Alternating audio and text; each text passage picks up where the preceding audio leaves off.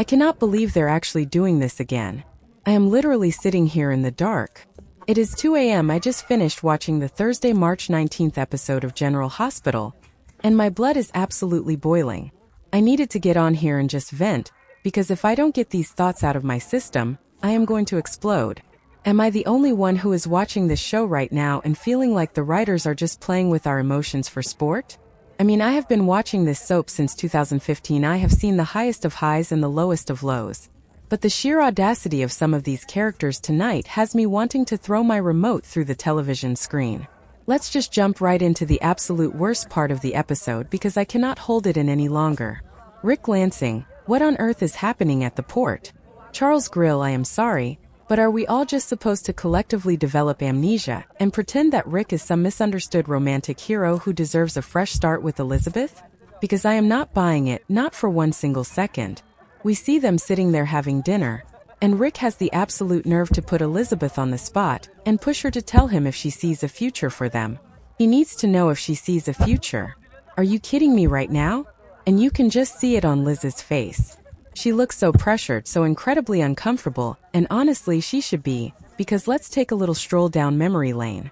Shall we remember the panic room? I know some newer fans might not know the deep lore, but longtime fans remember exactly what this psycho did when Elizabeth miscarried her and Rick's baby. This absolute lunatic locked a pregnant Carly in a panic room so he could steal her baby and give it to Liz, and Liz was the one who found Carly. How do you just move past that? How does a woman sit across a table from a man who did that and think, yeah, maybe we can make this work this time around? I know Rick is out here doing his whole I'm a changed man apology tour. He's telling Alexis he's different. He's telling Sonny he's different, but I don't care. He is toxic, and Elizabeth deserves so much better than being pressured into a relationship with a man who has caused her so much trauma. I mean, Dante is literally right there. Dante is showing interest in Liz, and they would be so cute together, but no, we have to endure Rick trying to fast-track a reunion. I am dreading this storyline. I really am. If Liz actually gives in and commits to him, I might actually scream, run. Liz, run. Okay, wait, I'm getting ahead of myself. Let me take a breath. Let's talk about something that actually made me emotional in a good way, but also broke my heart into a million tiny pieces. Britt and Brad, my absolute favorite besties on this entire show. Can we talk about their scene at the Brown Dog Bar? Because I was sobbing. I was literally sobbing. Britt sitting there looking so terrified, but so determined, telling Brad that it is time for her to get the hell out of Dodge. Dodge being Port Charles, obviously, and my heart just shattered for her, because Britt has been through so much. The Huntington's disease diagnosis was bad enough, but now she is being blackmailed by Jen Sidwell and Ross Cullum to complete her maniac father's final project, or she loses her medication. It is so sick. It is so twisted. Faison is dead, and he is still ruining her life from beyond the grave. I hate it here, but I also kind of love the drama of it all. So Britt tells Brad the whole scary story, the escape plan, everything. She and Jason Morgan are making plans to run off to Canada. Canada, of all places. They are going to go on the run until someone can get a dose of her meds to reverse engineer. And Brad's reaction was just everything. He is horrified, obviously, because his best friend is in escalating danger. But you can see how much he loves her, and the fact that Lucas Jones is helping her, I am here for it. I love that Lucas and Brad are basically teaming up to save Britt's life. Brad is pushing Lucas to do whatever it takes, and I'm just praying they pull it off. But I know Ross Cullum is dangerous. I know Cullum is going to make this nearly impossible, which brings me to Marco Rios over at Windermere. Because, of course, everything always comes back to that creepy, drafty castle. Marco is there, giving someone a timely reminder about his request. He's talking to this guy in a gray suit, probably Pascal, or maybe even his dad, Sidwell.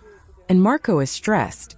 Marco's whole plan is to get the dose of the Huntington's medication for Lucas to reverse engineer. Jason has Brick as a backup. Thank God, because Marco is playing a very dangerous game. Marco had mentioned before that Brick gets nervous when Pascal gives her the dose, but she isn't intimidated by Marco.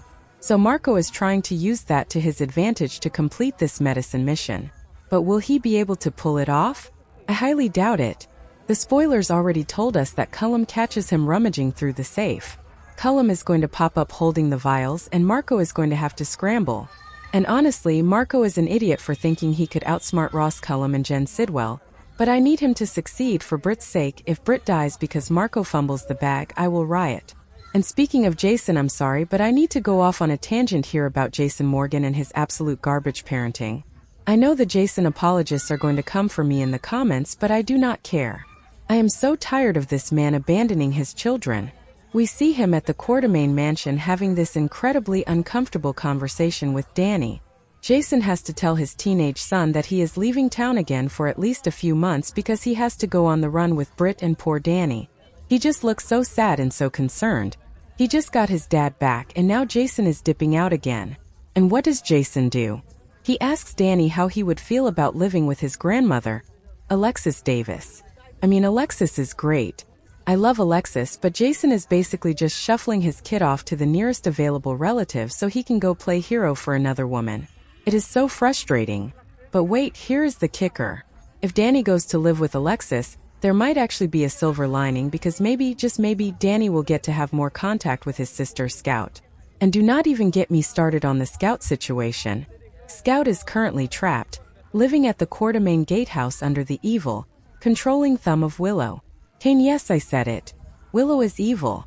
I know some people are still trying to defend Willow, but personally, I think she is beyond redemption. At this point, she is literally working with Sidwell to drug Drew into a locked-in state. She is administering an undetectable paralytic that mimics a stroke, so Drew can't move or speak, and she is using Scout as a pawn. It is disgusting. So if Danny moving in with Alexis means he can somehow rescue Scout from Willow's clutches, then fine.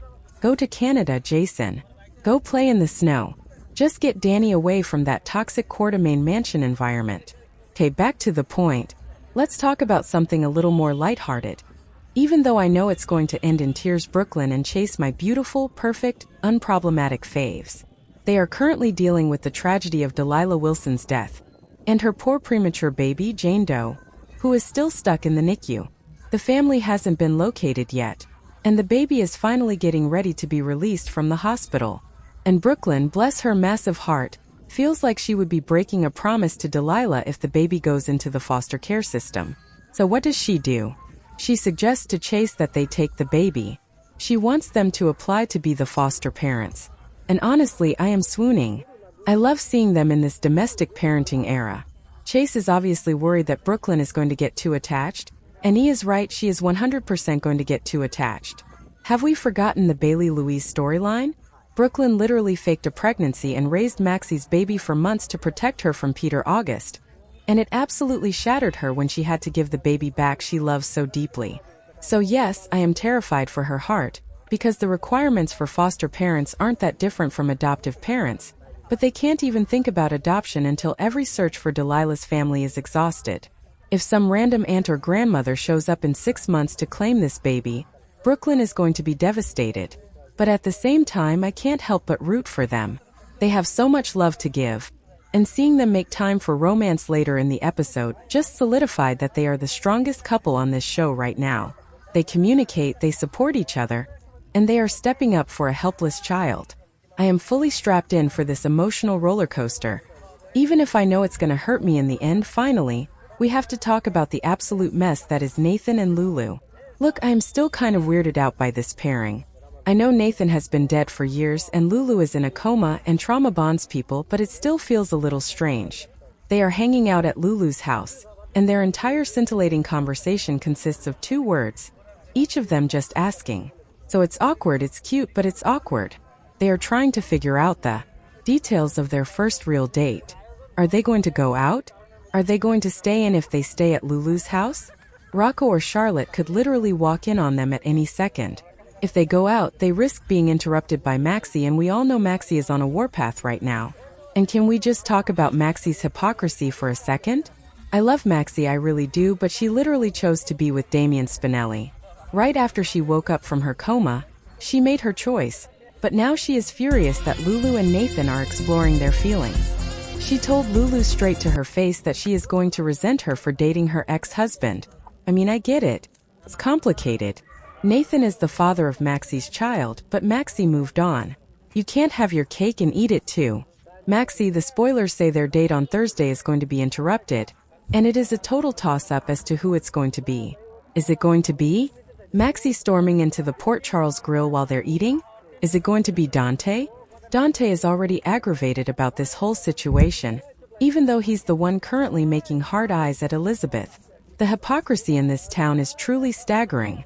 Everyone is mad at everyone else for doing the exact same things they are doing. I don't know where any of this is going, but I am so stressed out. I am dreading Jason leaving. I am terrified for Britt. I am disgusted by Rick. And I am praying that Brooklyn and Chase don't get their hearts broken. The show is going to be the death of me, I swear. But I'll be tuning in tomorrow because I am addicted to the pain. Let me know if you guys are feeling the same way because I feel like I'm losing my mind over here.